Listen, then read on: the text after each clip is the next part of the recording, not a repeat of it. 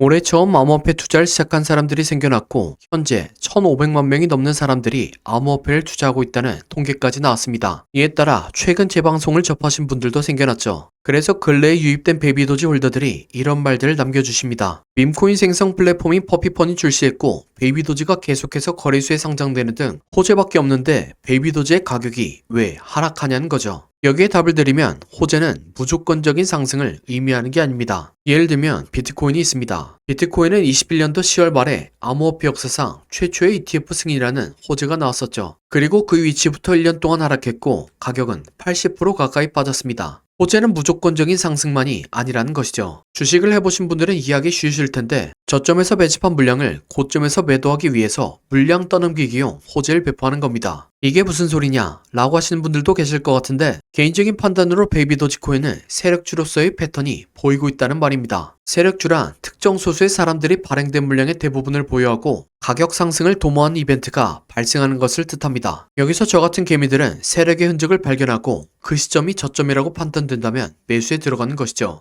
예를 들면 제가 8월 중순부터 영상을 찍어 올렸던 리플코인이 있습니다. 물론 리플코인은 가치 분석을 해도 좋은 코인이지만 의도적인 컨트롤이 아니라면 납득하기 어려운 세력주로서의 저항들이 포착되었었죠. 가장 대표적인 사례는 블랙먼데이 사건입니다. 이 당시를 복귀해보면 8월 5일에 엔캐리 청산과 각종 경제지표가 안 좋게 나옴에 따라서 주식과 코인의 가격 모두 폭락한 사건이 있었습니다. 그리고 이틀 뒤인 8월 7일에는 오랜 기간 동안 리플 괴롭혀온 SEC가 리플과의 소송에서 사실상 패소했다는 호재가 나왔죠. 이에 따라 블랙먼데이 때는 34% 빠졌고 소송에서 승소했을 때는 49%의 상승이 있었습니다. 여기서 리플 자세하게 관찰하신 분들은 이게 의도적인 연출이라는 걸 알 수 있었죠. 바로 7월 18일과 8월 1일 날 리플과 SEC의 비공개회의를 연달아 취소시킨 겁니다. 그것도 사유도 공개하지 않은 거죠. 이건 리플에서 8월 5일 날 악재가 나올 걸 미리 알고 있었고 이를 이용해서 최대한의 이득을 보려고 한 거죠. 그래서 리플은 본인들의 생각을 실행에 옮깁니다. 원래대로라면 7월 18일 날 정상적으로 비공개회의가 진행됐을 겁니다. 그리고 7월 말에 승소 뉴스가 발표되고 8월 5일에 블랙먼데이가 찾아왔겠죠. 하지만 최대한의 이득을 보기 위해서 7월 18일과 8월 1일 날 비공개회의를 의도적으로 취소시켰죠. 그 덕분에 7월 말에 나왔을 호재가 블랙먼데이 이후에 발표됐습니다. 결과적으로 세력은 힘들이지 않고 저렴한 가격의 리플코인의 물량을 매집할 수 있었습니다. 그리고 세력의 매집 타점은 이후로 한 번도 깨지지 않았고 500%가 넘는 상승까지 만들어졌죠. 이와 마찬가지로 베이비도지코인은 온체인 데이터와 여러 정황 등을 통해서 세력 주임을 짐작해 볼 수 있었죠.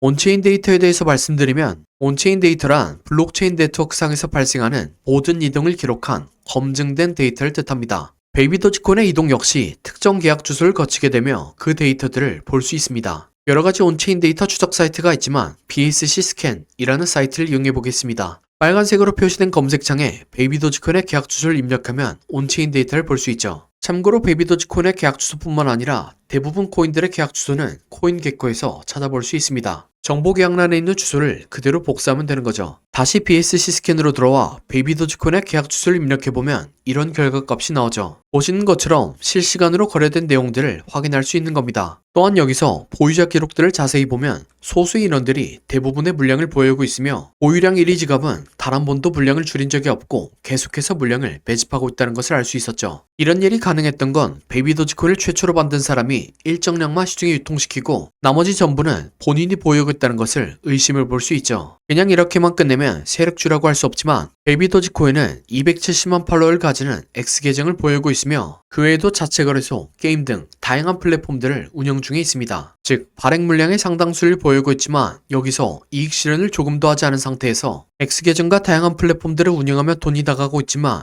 대중적인 관심 유도를 위해서 견디는 중이죠. 그래서 저는 리플코인에 이어서 베이비도지코인을 최근 집중적으로 다루고 있습니다. 이러한 세력주로서의 저항들뿐만 아니라 베이비도지코인의 차트 패턴 역시 리플과 비슷한 패턴이 보여줬기 때문이죠.